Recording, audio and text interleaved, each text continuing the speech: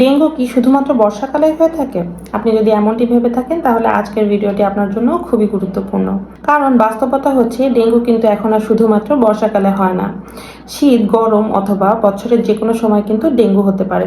আসসালামু আলাইকুম, আমি ডক্টর জাকিয়া ফেরদৌস, কাজ করছি ডক্টর গিরির সাথে। আজ আমি আপনাদেরকে জানাবো কেন বছরের যে কোনো সময় ডেঙ্গু হতে পারে, কি কি লক্ষণ দেখে বুঝবেন আপনার ডেঙ্গু হয়েছে এবং কিভাবে আপনার পরিবারকে আপনি সুরক্ষিত রাখতে পারেন। এডিস মশার মাধ্যমে কিন্তু ডেঙ্গু জ্বর হয়ে থাকে, আর এডিস মশা কিন্তু পরিষ্কার পানিতে বংশবিস্তার করে থাকে। আগে দেখা যেত বর্ষার সময় চারিদিকে পানি জমে থাকতো, এই জন্য বর্ষার সময় এডিস মশা ভালোভাবে বংশবিস্তার করতে পারতো। এখন কিন্তু পরিস্থিতি পাল্টেছে। এখন বেশিরভাগ সময় দেখা যায় বাড়ির ছাদে যে ফুলের টব থাকে কিংবা ফুলদানিতে পানি জমে থাকে, ফ্রিজের ট্রেতে যে পানি জমে, এসির পেছনে যে পানি জমার জায়গা থাকে, এই জায়গাগুলোতে কিন্তু বছরের সারা সময়ই দেখা যায় যে ইজিলি পানি জমে থাকে। ফলে এডিস মশা খুব সহজেই বংশবিস্তার করতে পারে।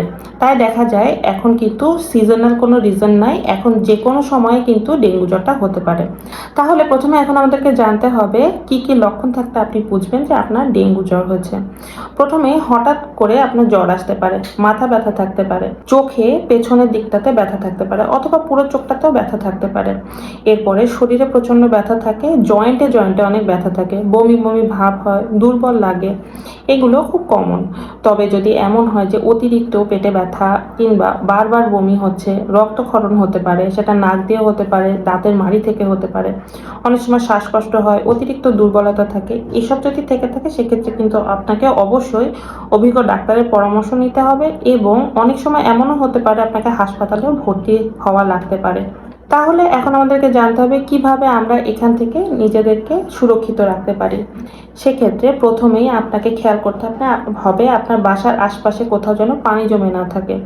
সপ্তাহে অন্তত একটা দিন আপনার বাড়িতে আপনাকে পরিষ্কার করতে হবে। যেসব জায়গাতে পানি জমার মতো জায়গা আছে সেই জায়গাগুলো পরিষ্কার করে শুকনো রাখার ব্যবস্থা করতে হবে। হাতা লম্বা কাপড়, অর্থাৎ যেভাবে আপনার শরীরটাকে ঢেকে রাখা যায় এরকম কাপড় পরিধান করতে হবে। এরপরে মশারি ব্যবহার করতে হবে এবং মশা নিধনের ব্যবস্থা নিতে হবে। মনে রাখবেন ডেঙ্গু মশা কিন্তু দিনে কামড়ায়। সো আপনি যদি শুধুমাত্র রাতে মশারি টাঙায় ভাবতে থাকেন যে না কোনো সমস্যা নেই, তাহলে কিন্তু হবে না। দিনে যদি আপনি ঘুমিয়ে থাকেন সেক্ষেত্রে কিন্তু আপনাকে মশারিটা এনশিওর করতে হবে। আপনি বা আপনার পরিবারের যদি কারো জ্বর হয়ে থাকে সেক্ষেত্রে কিন্তু আপনি অবহেলা করবেন না। এখনকার যে জ্বর হচ্ছে সেক্ষেত্রে কিন্তু আপনাকে বিশেষভাবে সতর্ক থাকতে হবে। আমাদের পেজে এই ধরনের স্বাস্থ্য সচেতনতামূলক যে সমস্ত ভিডিও আছে এগুলো দেখার জন্য আমাদের পেজটাকে ফলো করবেন।